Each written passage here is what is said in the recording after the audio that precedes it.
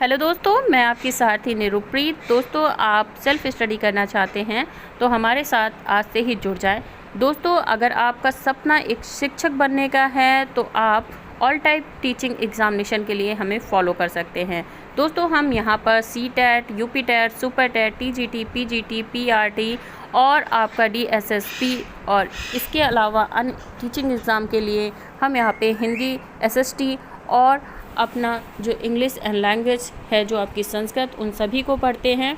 तो इसके लिए आप हमें फॉलो करें। एक परफेक्ट प्लानिंग के साथ हम यहाँ पे टीचिंग की तैयारी कर रहे हैं।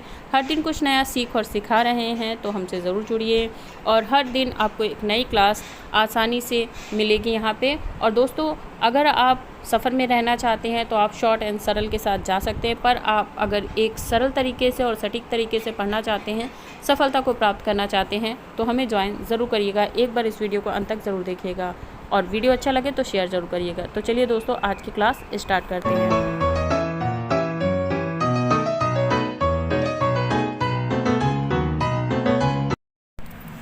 हेलो दोस्तों, आज हम पढ़ेंगे रस को। दोस्तों, यकीन मानिए आज से पहले आपने कभी भी रस को इस प्रकार से नहीं पढ़ा होगा।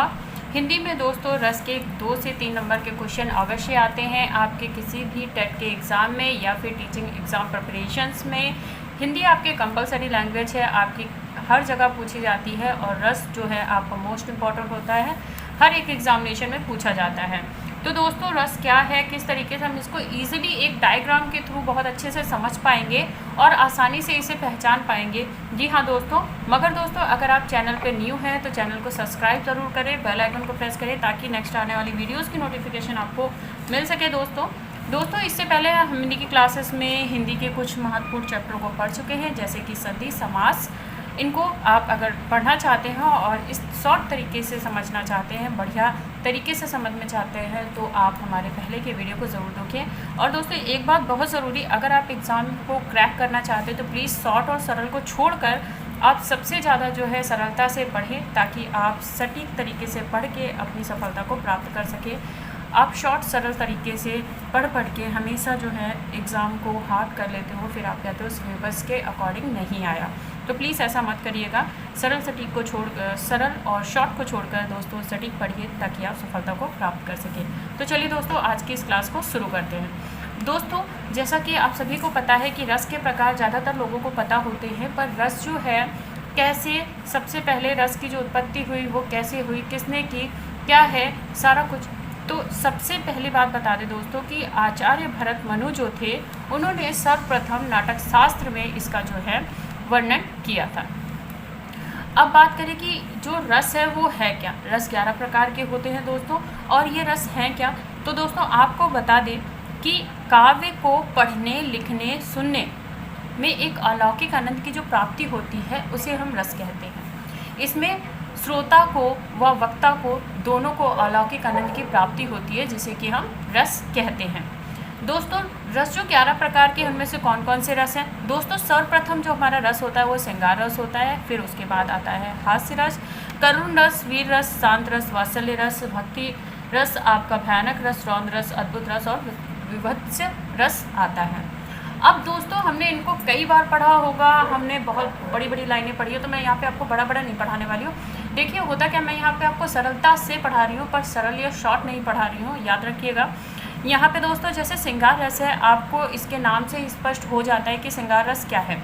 श्रृंगार रस एक तरीके के श्रृंगार है, वो स्त्री का हो सकता है, पुरुष का हो सकता है, सौंदर्य का हो सकता है, प्रकृति का हो सकता है, किसी का भी एक तरीके से श्रृंगार हो सकता है, जिसे देखकर हम अलौकिक जो है आकर्षित होते हैं, जिससे कि हमारे हृदय में जो है वो प्रेम या रति की भावना जो है उत्पन्न होती है, उसे हम श्रृंगार रस कहते हैं।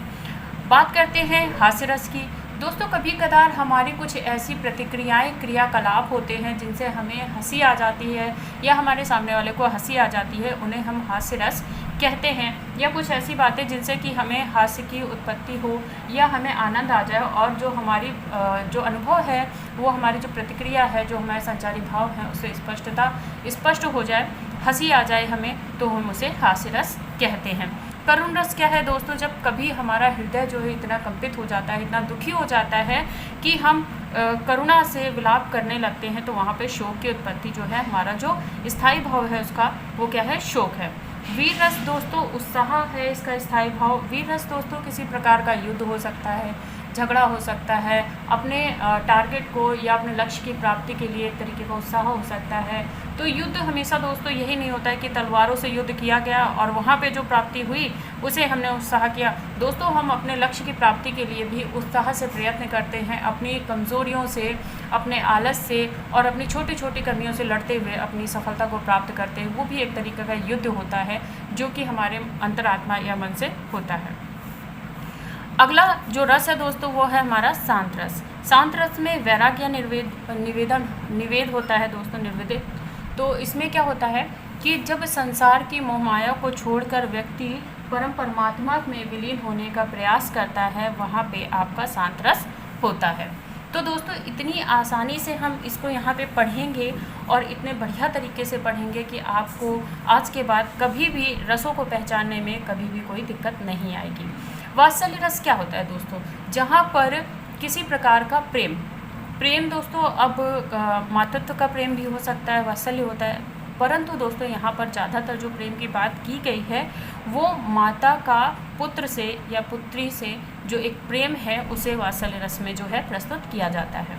विभत्स रस क्या होता है दोस्तों? अगर आप एक बात बताइए, विभत्स्य मतलब कि अगर कोई पक्षी जो है किसी मनुष्य के शरीर को नोच कर खा रहा हो, खींच कर खा रहा हो, या कोई पशु जो है गल गया हो, या आपने पोस्टमार्टम जब होता है उसे आप देख लें तो आपको एक तरीके से घिन आ जाती है, एक घृणा हो जाती है, एक तरीके से आप उससे भयभीत होने लगते हो जिससे आपको घिन होती है और आप अपना जो मुंह है वो बना लेते हो या घुमा लेते हो, आंखें बंद कर लेते हो। तो ये क्या है? विभत्स रस के कुछ जो है आपके स्थायी भाव हैं और कुछ आपके अनुभव हैं, जो आपकी प्रतिक्रियाएं हैं, जो संचारी भाव हैं, उसे आप स्पष्ट करते हैं। तो इन कुछ सिंबल्स के थ्रू हम आसानी से पहचान पाएंगे। अब जैसे अद्भुत रस क्या होता है दोस्तों कि आपसे किसी ने कहा कि चांद हथेली पर जो है जमा लिया, तो ये एक असंभव बात है। जो चांद है वो कभी भी हथेलियों पर हम नहीं उगा सकते हैं या नहीं ला सकते हैं। तो ये एक अद्भुत रस हो गया। रौद्र रस में दोस्तों क्या है? रौद्र रस दोस्तों हमारा क्रोध से है। अब आप सोच रहे हो क्रोध किस प्रकार से आएगा? दोस्तों अगर आप कोई कार्य कर रहे हैं बिना किसी बात के, अगर उस कार्य को कोई बिगाड़ देता है तो आपको एक तरीके से क्रोध आ जाएगा। हो सकता है उस क्रोध के आने से आप रौद्र करने लगो, रोने लगो, या फिर गुस्सा हो जाओ, चिल्लाने लगो। तो ये सब जो प्रतिक्रियाएं हैं आप रौद्र रस के आधार पर करते हैं। तो ज़्यादातर कन्फ्यूज इंसान जब हो जाता है एक करुण रस और दूसरा रौद्र रस, क्योंकि विलाप दोनों में ही है, एक क्रोध से है और दूसरा शोक से है। तो ये दोनों करीबी रस हैं। अब आते हैं भयंकर रस पे। दोस्तों भयंकर रस क्या है कि कभी भी किसी ऐसे आश्चर्यजनक स्थिति को देखकर जिसमें कि हमारा हृदय जो है कंपित हो जाए, भयभीत हो जाए, भय से डर जाए और एक अचानक से चीख आ जाए या फिर गिगी बन जाए या हमारी जो दाती है वो बन जाए, वहाँ पे भयानक रस होता है। भक्ति रस क्या है दोस्तों? जैसा कि आपको यहाँ पे चित्रों से, छोटे छोटे चित्रों से यहाँ पे प्रस्तुत किया गया है कि कभी भी ईश्वर की भक्ति भाव में लीन होकर उनकी आरती करना, भजन करना, गीत करना, घंटी बजाना, पूजा करना, पाठ करना, आरती करना, ये सभी जो हैं हमारे भक्ति रस में हैं और इनका जो स्थायी भाव है अनुराग। तो दोस्तों हम क्या करते हैं कि जब भी रस पढ़ते हैं तो उनके स्थायी भावों को रटते हैं, पर उसके बाद भी जब एक नंबर का क्वेश्चन ये पूछा जाता है कि किस रस का क्या स्थायी भाव है तो हम आसानी से बता देते हैं, परंतु जब हमें पहचानने को आता है तो आप यकीन मानिए ज़्यादातर लोग जो है गलतियाँ कर बैठते हैं। उसका सिर्फ और सिर्फ यही है दोस्तों कि आप उस चीज़ को समझ नहीं रहे हो। आपने पढ़ा, कई बार पढ़ा, मैं करीब 50 बार पढ़ा, आपने हर एक किताब से पढ़ा, पर कहीं ना कहीं समझ में नहीं आया। तो उम्मीद करूँगी कि आपको यहाँ से बहुत अच्छे से समझ में आया हो।